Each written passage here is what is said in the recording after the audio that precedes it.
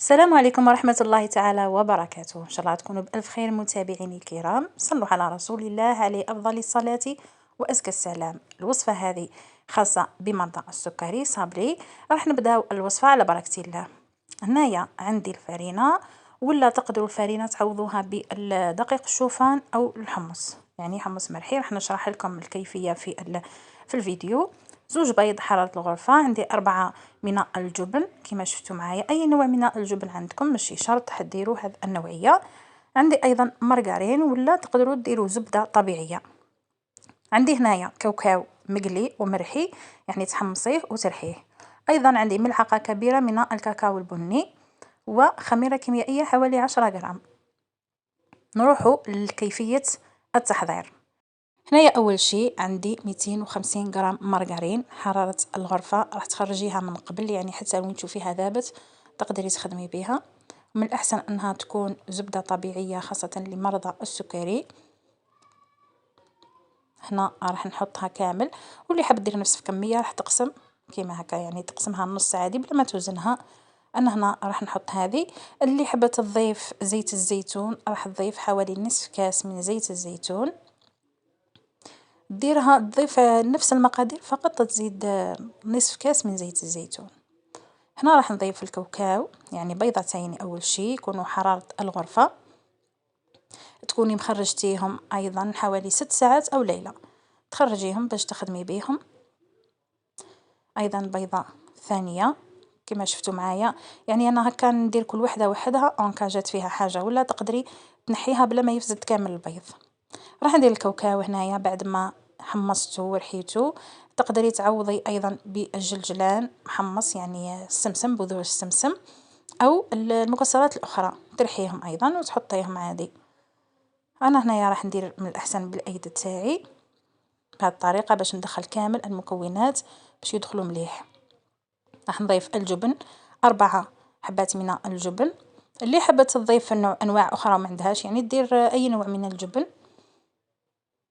انا هنا يعني درت لكم مقادير مضبوطه، فقط الطحين الابيض، يعني تقدروا ديروا حتى لوين تتماسك العجينه، فقط هذا مكان. انا هنا راح نخلطهم كامل بهذه الطريقه. الطحين الابيض من الاحسن ايضا انكم تعوضوه بالحمص المرحي، حمص يعني يتباع قرنطيطه في المحلات عادي. ديروه تقلوه تحمصوه مليح، بعدها تضيفوه في الحلوى نتاعكم، ولا ديروا دقيق الشوفان ايضا. هنايا راح ندخل كامل الفرينة حتى لوين نشوفتها تتماسك، يعني الطحين الابيض. خلطها كامل لمها ونرجع لكم. هنايا بعد ما لميت العجينة نتاعي راح نخليها ترتاح، او قبل ما نخليها ترتاح هنا راح نقسم معاكم على 2 باش نخلط معاها الكاكاو. الكاكاو من الاحسن انكم تخلطوها في الاول. انا هنايا نسيت ما درتش الملعقة تاع الكاكاو. نتوما قبل ما تلموا العجينة نتاعكم، قبل ما تلموها يعني بالفرينة تقسموها على 2، بعدها باش تبداو تلموها بالفرينة، يعني الطحين الابيض. انا هنا راح ندير ملعقة كاكاو بهذه الطريقة. يعني كاكاو كي راح ديروه من الاول راح يدخل لكم كامل بلا ما تبقاو، يعني دوكا وكان نبقى نخلط فيها تجيك العجينه. مي انا حاولت اني ما نعجنهاش، لانه الحلوى ما تتعجنش، تتلم فقط. خليتها بهذا الشكل. قلت لكم الكاكاو من الاحسن في الاول ضيفوه كي تقسموا قبل ما ديروا الفرينه اخدموا بها. هنايا راح نحل العجينه على سمك 1 سنتيمتر بهذه الطريقه. ورق الكبريت حطيت لتحت وزدت للفوق بابي كويسون، حليته على سمك 1 سنتيمتر.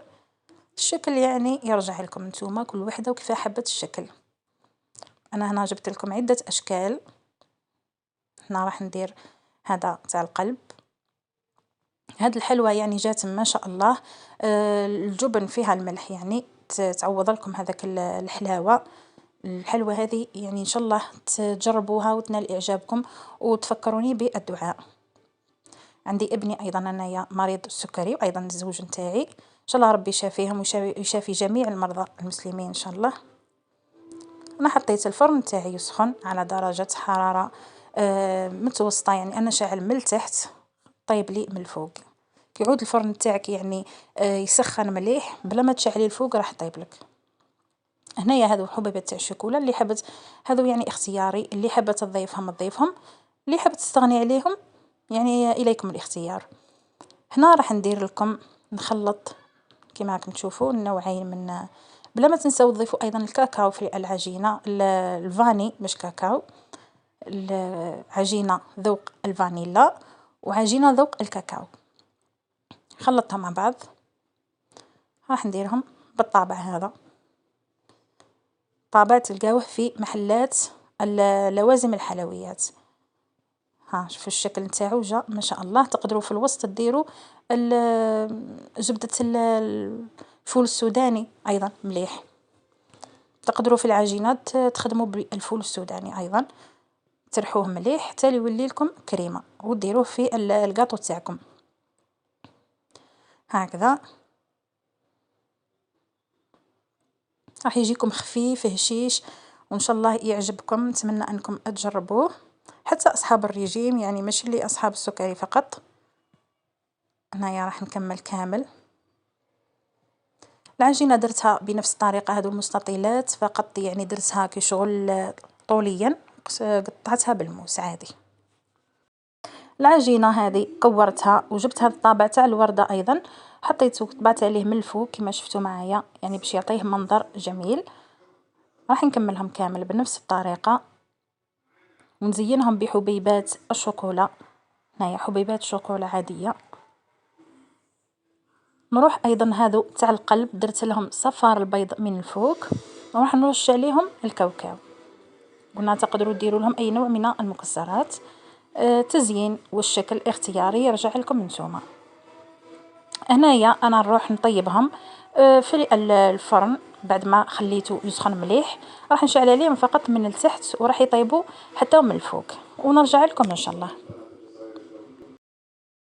رجعت لكم متابعيني الكرام بعد ما طابت الحلوى نتاعي كما شفتوا معايا، جات ما شاء الله هشيشه تذوب في الفم. نتمنى انكم تجربوها. وايضا يعني في الحلوى هذه تقدروا تضيفوا الشوكولا السوداء الخاليه من السكريات.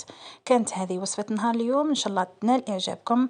مع ليا غنقول لكم دمتم بالف خير والى اللقاء. ما تنساوش لايك، ما تنساوش تخلوا لي ارائكم وتعليقاتكم على الفيديو. في امان الله وفي فيديوهات جديده ان شاء الله.